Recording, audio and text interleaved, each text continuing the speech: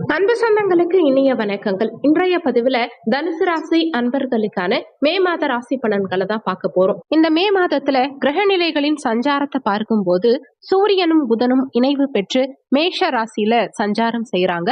ரிஷப வீட்டுல குரு பகவான் சஞ்சாரம் செய்யறார். கேது பகவான் கன்னி ராசியிலையும் சனி பகவான் கும்பராசியிலையும் ராகு புதன் செவ்வாய் இணைவு பெற்று மீன ராசியிலையும் சஞ்சாரம் செய்யறாங்க. புதன் வரும் மே 10 அன்னைக்கு மீன ராசியிலிருந்து பயிற்சியாகி மேஷ ராசியிலையும், சூரியன் வரும் மே 14 அன்னைக்கு மேஷ ராசியிலிருந்து பயிற்சியாகி ரிஷப ராசியிலையும், சுக்கிரன் வரும் மே 19 மேஷ ராசியிலிருந்து பயிற்சியாகி ரிஷப ராசியிலையும் சஞ்சாரம் செய்ய இருக்கார்.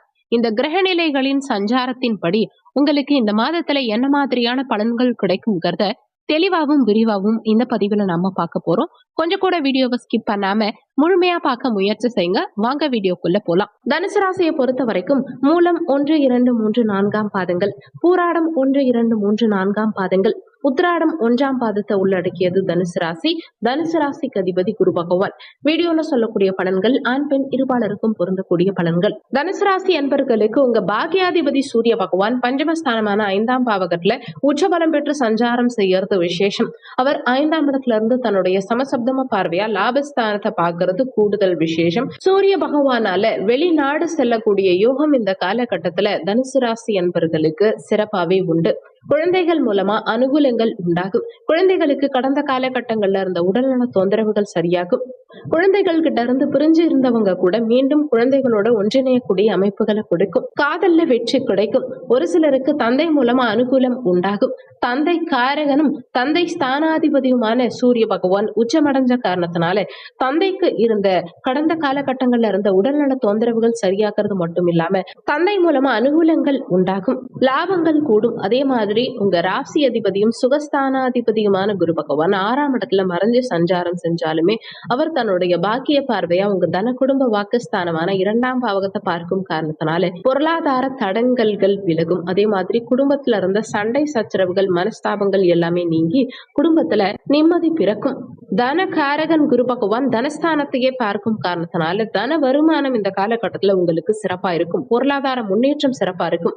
ஆனாலுமே உங்க லக்னாதிபதி 6ஆம் இடத்துல மறையும் காரணத்தினால உடல்நல தொந்தரவுகள் உங்களுக்கு சில நேரங்கள்ல ஏற்படுறதுக்கு வாய்ப்புகள் அதிகமாவே உண்டு. அதனால முடிஞ்ச வரைக்கும் உடல் நலத்துல கொஞ்சம் அக்கறை எடுத்துக்க பாருங்க. குறிப்பா உணவு சார்ந்த விஷயங்கள்ல கட்டுப்பாடு அவசியம் தேவைப்படும். செரிமான தொந்தரவுகள், வயிறு சார்ந்த உபாதைகள் இதெல்லாம் சிலருக்கு ஏற்படுறதுக்கு வாய்ப்புகள் உண்டு.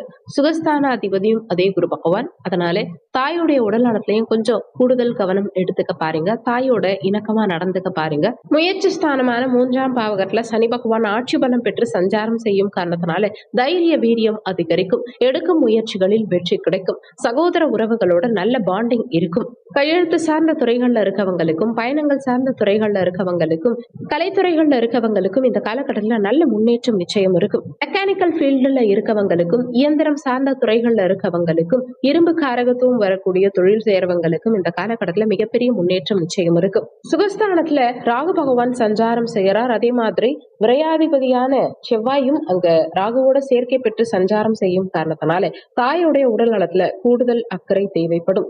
ஏற்கனவே இந்த சுகஸ்தானாதிபதியும் குரு போய் 6ல மறைஞ்சிருக்கார். தாயோடைய உடல் நலத்துல கவனம், தாயோட இணக்கமா நடந்துக்க வேண்டியது அவசியம். அதே மாதிரி வீடு வாங்குறது, வீடு கட்டுறது, இடம் பூமி மனை வாங்குறது இந்த மாதிரியான விஷயங்களையும் கொஞ்சம் அவசரப்படாம நிதானத்தை கடைபிடிக்கிறது, யோசிச்சு எந்த பணிகளையும் மேற்கொள்வது இந்த காலகட்டத்துல உங்களுக்கு நல்லதுங்கிறத மனசுல வச்சுக்கோங்க. ஆனாலுமே பஞ்சமாதிபதி செவ்வாய் சுகஸ்தானத்துல இருக்கும் காரணத்தினால வீடு கட்டுறதுக்கான அமைப்புகளையும், வண்டி வாகனங்கள் பூமி மனை வாங்குறதுக்கு உண்டான அமைப்புகளையும் உங்களுக்கு பூமிக்காரகனான செவ்வாய் ஏற்படுத்தி கொடுப்பார். இங்க ராகு சேர்க்கை பெற்றிருக்கிறதுனால எதையுமே பிரம்மாண்டமா செய்யணும், பெருசா இடம் வாங்கணும், பெரிய வீடு கட்டணும், இந்த மாதிரியான எண்ண ஓட்டங்கள் இந்த காலகட்டத்துல உங்களுக்கு அதிகரிக்கும்.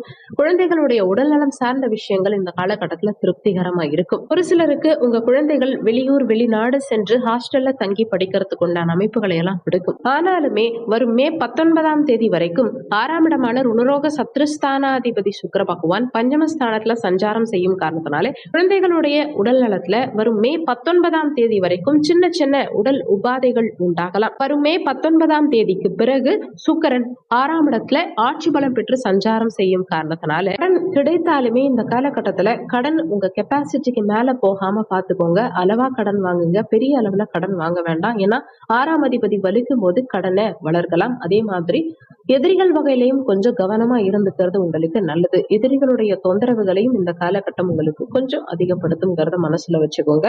இன்னொன்னு, உடல்நலம் சார்ந்த விஷயத்திலையும் வரும் 19ஆம் தேதிக்கு பிறகு கூடுதல் கவனம் செலுத்த பாருங்க. ஏன்னா உங்க லக்னாதிபதியும் 6ஆம் இடத்துல இருக்கார், 6ஆம் அதிபதியும் வலுத்திருக்கார். அப்போ கடன் நோய் எதிர்ப்பு பகை சார்ந்த விஷயங்கள்ல கொஞ்சம் கவனமா இருந்துக்கணும். குரு பகவான் 6ஆம் இடத்துல மறைஞ்சிருந்தாலுமே பலத்தர காரகனான சுக்கிர பகவான் ஆட்சி பலம் பெற்று சஞ்சாரம் செய்யும் காரணத்தினால திருமணத்துல பெரிய அளவுல எந்தவித தடங்கல்களையும் ஏற்படுத்தாது. ஒருவேளை உங்க சுயஜாதகத்துல நல்ல தசாபுத்தி நடக்குது, திருமணத்துக்கு சாதகமான தசாபுத்திகள் நடக்குதுங்கிற பட்சத்துல தாராளமா உங்களுக்கு திருமண பாக்கியம் 100% கைகூடி வரும். அதே மாதிரி கலத்திர ஸ்தானாதிபதியுமான புதன் பகவானும் இந்த காலகட்டத்துல சுகஸ்தானத்துல சஞ்சாரம் செஞ்சுட்டு இருக்கார். வரும் மே 10ஆம் தேதிக்கு பிறகு பஞ்சமஸ்தானத்துல சஞ்சாரம் செய்யும் காரணத்தினால காதல் திருமணம் நிறைய பேருக்கு இந்த காலகட்டத்துல கைகூடி வரும். காதலில் வெற்றி கிடைக்கும். புத்திகாரகனான புதன் பகவான் பஞ்சமஸ்தானம் குழந்தை ஸ்தானத்துல சஞ்சாரம் செய்யும் காரணத்தினால குழந்தைகளுடைய படிப்பு சார்ந்த விஷயங்கள் வரும் மே 10ஆம் தேதிக்கு பிறகு சிறப்பா இருக்கும். குழந்தைகளுக்கு படிப்பில் ஆர்வம் அதிகரிக்கும். அதே மாதிரி பாக்கியாதிபதி சூரிய பகவான்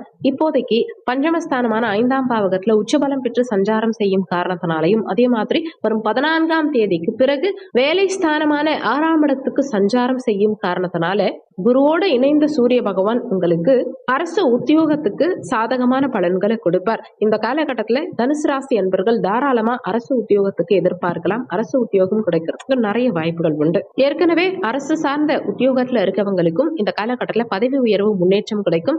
அரசியல்வாதிகளுக்கும் மிகப்பெரிய முன்னேற்றம் இந்த காலகட்டத்துல நிச்சயம் கிடைக்கும். கலை சார்ந்த துறைகள்ல இருக்கவங்களுக்கும் இந்த காலகட்டத்துல புதிய ஒப்பந்தங்கள் கிடைக்கும். நிறைய முன்னேற்றங்கள் நிச்சயம் இருக்கும். கர்ம தொழில் ஸ்தானமான 10ஆம் பாவகத்தை குரு பகவான் பார்க்கும் காரணத்தினால தொழில் வகையிலையோ வேலை வகையிலையோ எந்த மாற்றம் கிடைத்தாலுமே கிடைக்கும் மாற்றத்தை அப்படியே ஏத்துக்க பாருங்க. ஏன்னா வரும் மாற்றங்கள் உங்களுக்கு சாதகமான மாற்றங்களா தான் இருக்கும். 10ஆம் பாவகத்துல, அதாவது புத்திக்காரகனான புதனுடைய வீட்டுல ஞானக்காரகனான கேது பகவான் சஞ்சாரம் செய்யும் காரணத்தினாலையும், அந்த கேது பகவான குரு பகவான் தன்னுடைய பஞ்சம பார்வையா பார்க்கும் காரணத்தினாலையும் மதிநுட்பத்தோட செயல்படக்கூடிய அமைப்புகளை கொடுக்கும். தொழில் வகையிலையோ வேலை சார்ந்த வகையிலையோ உங்க உள்ளுணர்வு சொல்றத கேட்டீங்கன்னா நல்ல முன்னேற்றம் நிச்சயம் இந்த காலகட்டத்தில் நீங்க எதிர்பார்க்கலாம். பதவி உயர்வு, தொழில் மாற்றம், வேலை மாற்றம், இது மாதிரியான விஷயங்களையும் இந்த காலகட்டம் உங்களுக்கு கொடுக்கும்.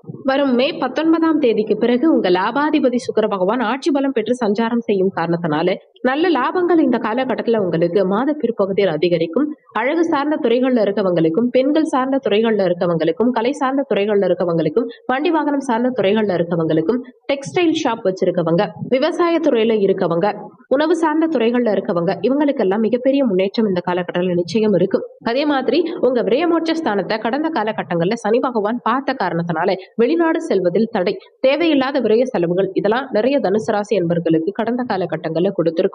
ஆனா குரு பகவானுடைய பார்வை இந்த காலகட்டத்துல விரயமோட்ச ஸ்தானமான 12ஆம் பாவகத்துக்கு கிடைக்கும் காரணத்தினால விசா அப்ளை பண்ணி காத்துக்கிட்டு இருக்கவங்களுக்கு விசா கிடைக்கும். PR அப்ளை பண்ணி காத்துக்கிட்டு இருக்கவங்களுக்கும் வெளிநாட்டில் குடியுரிமை பெற்று அங்கேயே தங்கும் அமைப்பு இந்த காலகட்டத்துல உங்களுக்கு கொடுக்கும். நினைத்த இடங்களுக்கு பயணங்கள் மேற்கொள்ளக்கூடிய அமைப்புகளை கொடுக்கும். பயணங்களால அனுகூலங்கள் உண்டாகும். புனித யாத்திரை, ஆன்மீக யாத்திரை செல்வதற்கான அமைப்புகளை இந்த காலகட்டம் உங்களுக்கு கொடுக்கும்.